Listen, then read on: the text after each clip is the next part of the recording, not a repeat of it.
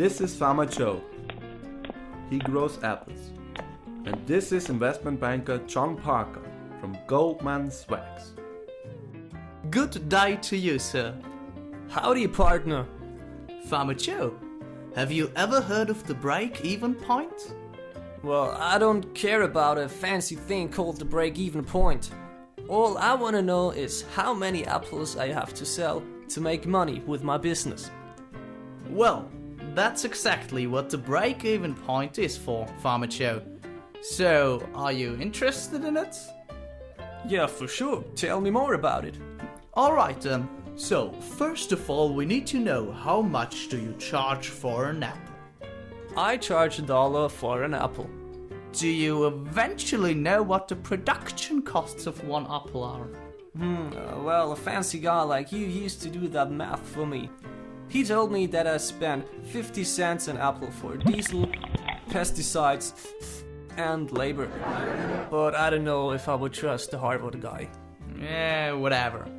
So, these are your variable costs per apple. Variable means that if you don't crop any apples, you would have no variable costs. Is that clear to you? Yeah, of course. I'm not dumb. I don't need pesticides or diesel if I don't crop any apples. But what about my tractors? Yeah, we will come to that issue right now. Overheads are, for example, depreciation of your tractor, interests of your bank loans, and other expenses like insurance and, of course, office workers. These are your fixed costs.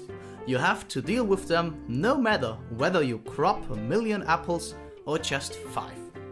Ah, that sounds reasonable. According to my financial guy, I have $25,000 in overheads. So tell me, where is my break-even point?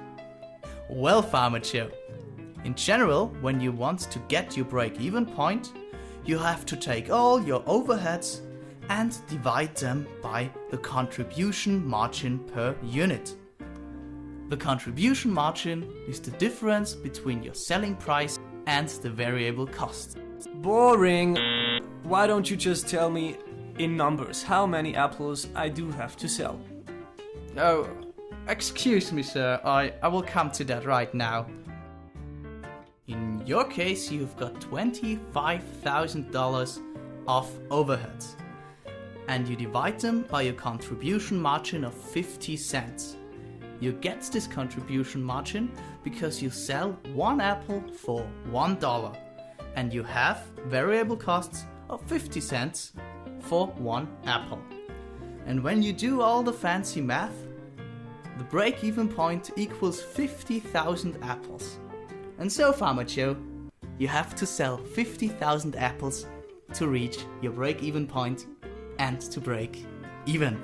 Whoa, wait a minute. Tell me, how on earth should I possibly sell 50,000 apples a year? What could we do to break even a little earlier? Let's say with 25,000 apples. Interesting question, Mr. Joe.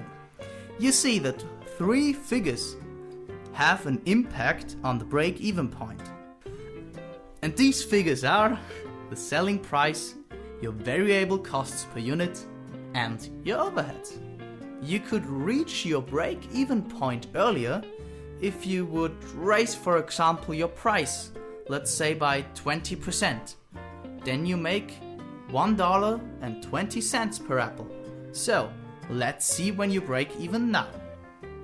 So that means I break even at about 36,000 apples? Well, that's not enough. There's gotta be something we can do about this. Well, let me think. Well, I'm sure you could work more efficiently and decrease your variable costs per apple to, let's say, about 40 cents per apple. Therefore, you would break even at 31,250 apples.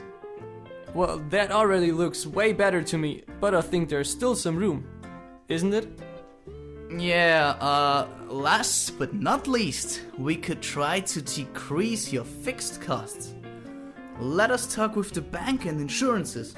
Maybe we can fix a deal and decrease them to about $20,000? Then we could break even at 25,000 apples. Well, That would be great. Thank you very much, fancy business guy. My pleasure, Farmer Joe. It is not only my job to run around in fields and explain business terms to farmers like you. It is also my passion. You're welcome, my friends. You're very, very welcome.